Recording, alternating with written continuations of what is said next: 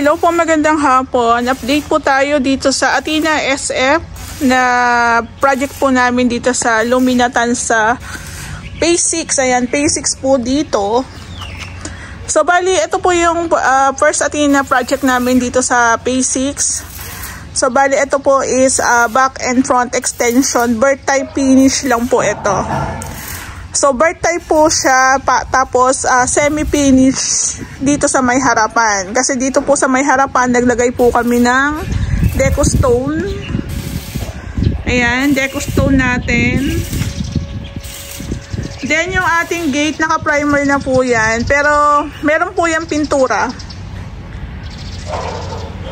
Ayan, so ipanguhuli po natin yung pintura dyan para pag turnover namin sa may-ari, maganda at presentable. So sa pinaka bird type po namin, mas suggest po namin na finish kahit paano yung pinakaharapan para po maganda po siyang i-turnover kay client.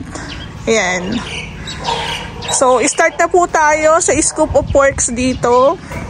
So sa amin po, basta kasama sa scoop of works, ayan, pasok po yun. Pero kung kayo, alam nyo na hindi kasama, matik po na additional po yun. So dito po meron tayong 4 na poste, 1, 2, 3, 4. Meron tayong pedestrian, tsaka meron tayong main gate. Ayan po. So bali, ang kontrata po namin dito is labor lang po kami, hiwalay po ang materyales. Kaya kung pagdating po sa materyales, talagang medyo mataas po talaga ang pinaka-presyo pagdating sa pinaka-extension. Expected po talaga yun. So yung 4 na poste po natin, meron na po nakaabang na wirings yan para po sa kanilang ilaw. Ayan, so meron din po siyang moldura. Ayan po, meron siyang moldura. Ayan. So maganda rin pong gamitin yung deco stone. Isang ano na lang, isang design na lang para hindi po siya masayang. Kasi per box po is good for 1 meter lang na area na lalagyan. So kung ganito po, mas maganda, mas advice namin, isang design lang ng deco stone. Ayan. So dito nagpalagay din po sila ng plant box. Ayan. So bali naka-tiles din po siya ng black na gloss. Ayan. Tapos yung design nga po pala ng gate natin, ayan, kalalagay lang ni Kuya Bok ng ating tulis.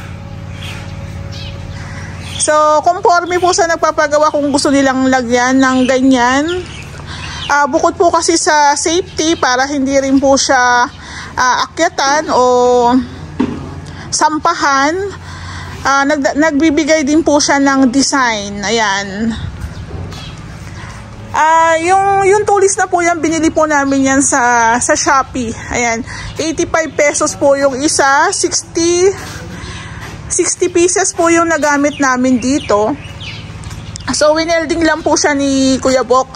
Kaya ito pong gate ni Sir is parang isang linggo na mahigit, wala pa rin siya pintura. Kasi kung pipinturahan na po namin, possible hindi po kumapit yung welding natin.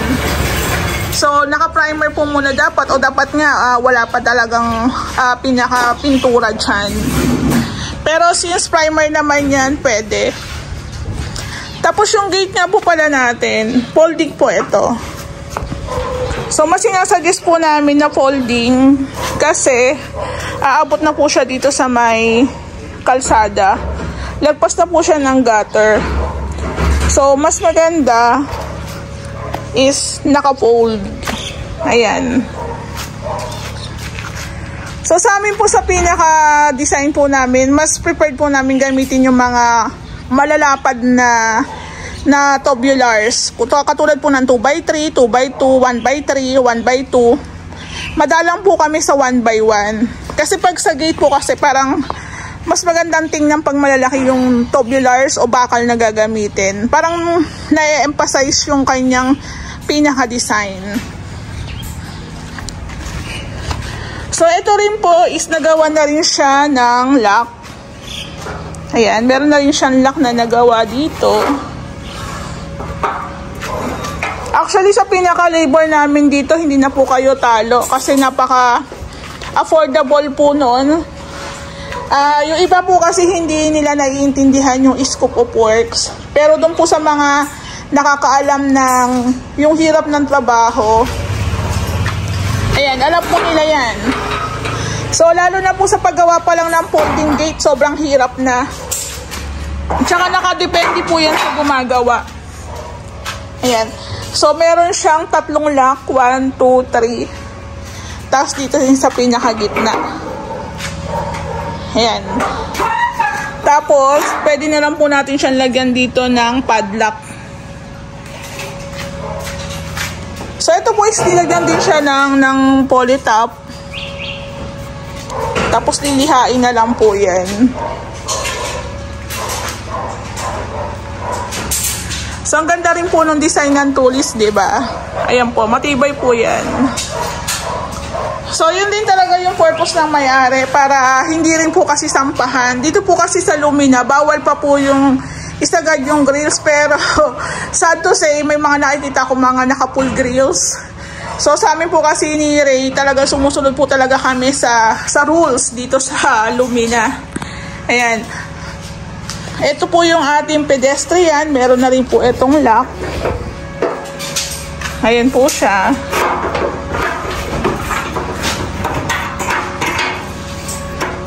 Ano nangyari dito sa lock mo? Naputol ba to? Ha? Naputol ba to? Ito? Ano yung lock yan? Ay, ganyan ba? Kasi yung isa dito ganito. Yung isa dito kasi ganito. So, kala ko, pagdidikitin lang. Dito na siya. Okay. O, diba? O, ibang discarte na naman yun. So, dito nalagyan natin siya ng padlock. Ako, mas prepared ko po yung ganitong lock. Mas prepared ko po, tapos lalagyan nyo na lang ng padlock. Ito po, pansinin nyo, nakapapasok po yung ating, papasok po yung bukas nito.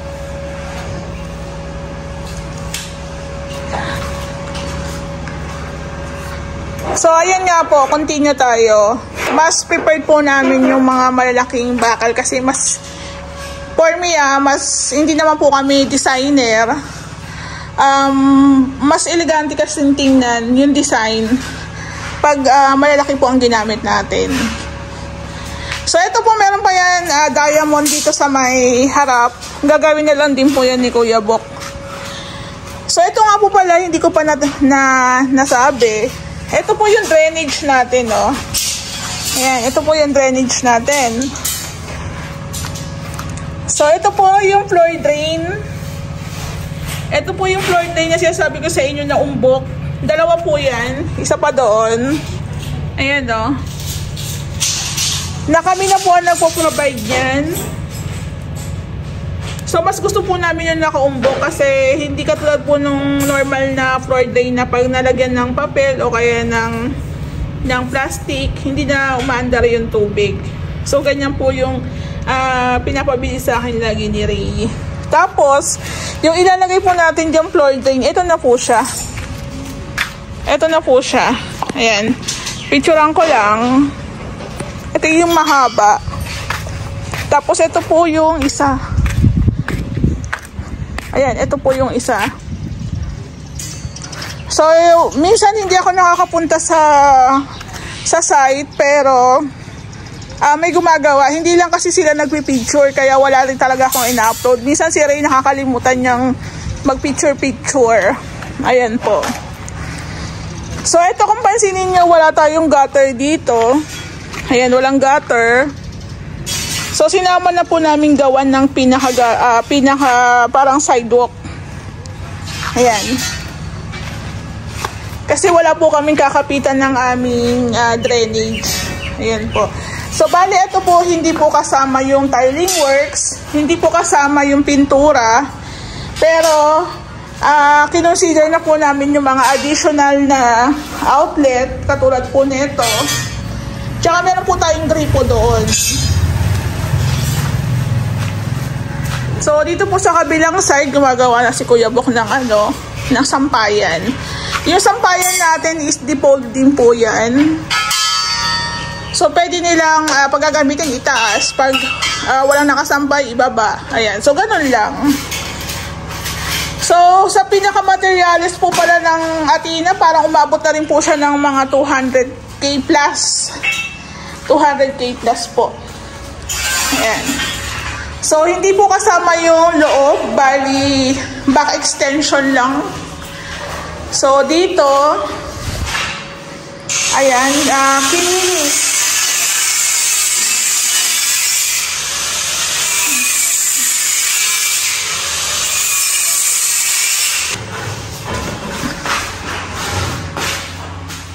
So, bali, ito po yung mga accessories.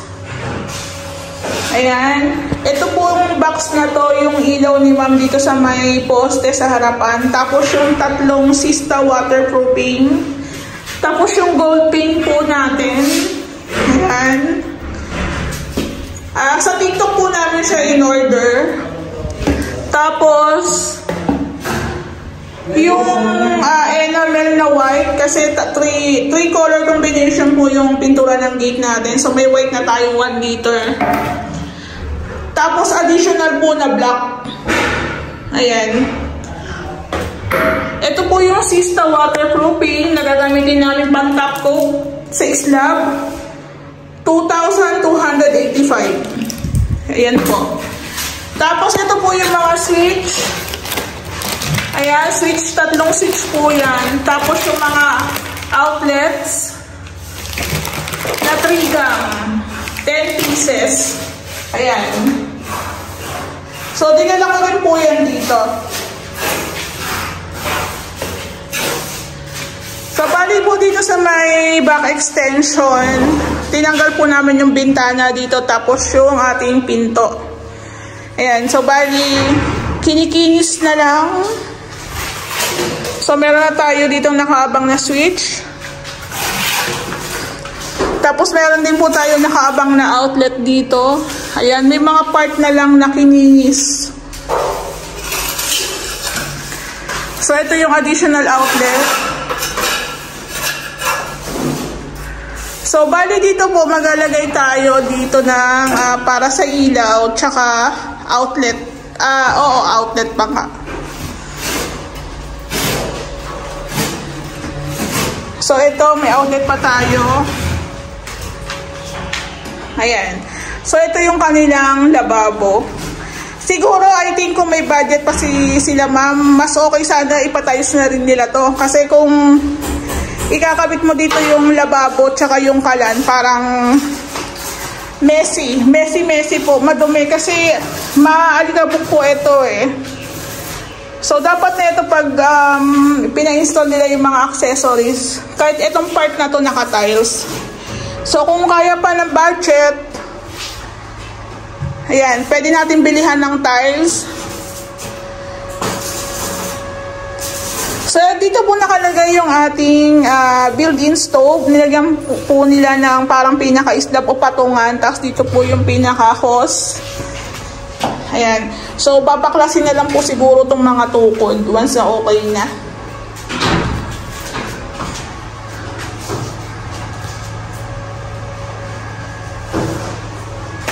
So, ganito po yung bird type. Walang kisame, walang tiles, walang pintura. Pwede naman po nilang ipahabol yon by part. Halimbawa, gusto nilang pa-tiles dito. O kaya ito lang ang ipa-tiles nila. So, pwedeng ganon, additional. Kaya doon po sa pinaka-package namin na isang buong unit, mas maganda na po yun kasi halos lahat na. Kaso yun nga po, kailangan mo lang din talagang may pangmalakasang kang budget pagdating sa materialis. Kasi sa materialis po talaga, katulad nito, back and front extension, halos nasa 200k. Nasa 200,000 na, wala pa po itong tiles, di ba? Wala pang kisame. So, hindi rin po talaga biro yung pinaka-expenses dito sa unit nila. So, dito po sa taas, hindi po ito kasama. Ayan.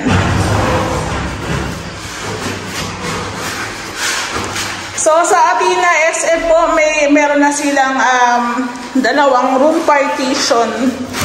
Ayan, dalawang room partition. Okay na. So bali, ito po yung ating slab. May mga nakaabang na po tayo na tubo.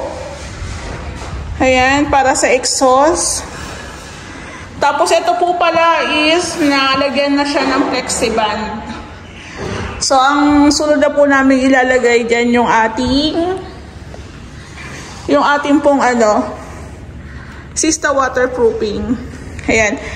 Actually okay na yung flexiband. Kaso sa flexiband po kasi para siya nagiging primer. Siya yung magaspang na kakapitan ng Sista waterproofing. Pero pag halimbawa flexiband lang, minsan sa lakas po ng ulan, sa impact ng ulan, para siyang nawawash out. Kaya kung gagamitan niyo po siya ng flexiband, itap coat niyo po siya ng Sista waterproofing para wala po talagang leaks. Ayan. So imagine dito sa second floor, sa tiles pa lang, magkano na ang gagastusin mo kung magpapatiles ka dito sa second floor. Ayan. So, yung iba, mas gusto nilang tanggalin yung kisame kasi nga gusto nilang lagyan ng insulation. Tapos, gusto rin nila lagyan ng pin lights. Kaya, kahit po sabihin natin meron na siyang kisame tsaka partition, magiging magastos pa rin po talaga. Kasi katulad po nito, yung kisame po ni Lumina is kitang-kita na po talaga yung crack lines. Ayan, o diba? So, dun sa Athena SF namin, inulit talaga. Tinanggal talaga yung partition. Pati lahat ng kisame tinanggal, tapos panibagong wirings. Kaya malaki po talaga ang gastusan sa renovation.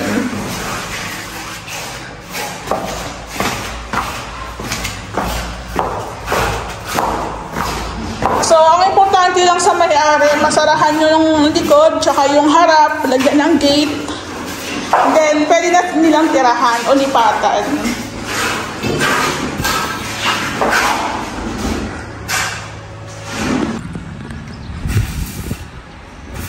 Yung pintura po pala dito sa may front extension, ito pong 2x6.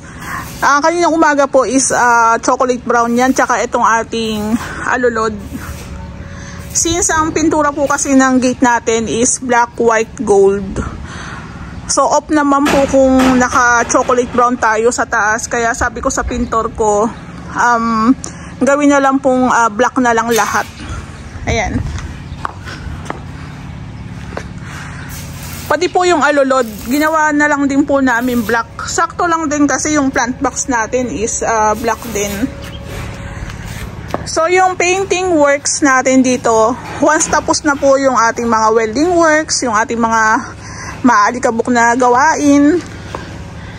So ito po is pwede na ni Kuya Joseph pinturahan yung ating gate. Ibibigay ko yung instruction ng may-ari kung anong mga kulay niyan. Tapos yung ating deco stone, lalagyan din po natin ng sealer. Yung sealer pala naiwan ko pa sa bahay. Ayan. So meron pa si Kuya Bok gagawin dito sa may bukasan. Ito.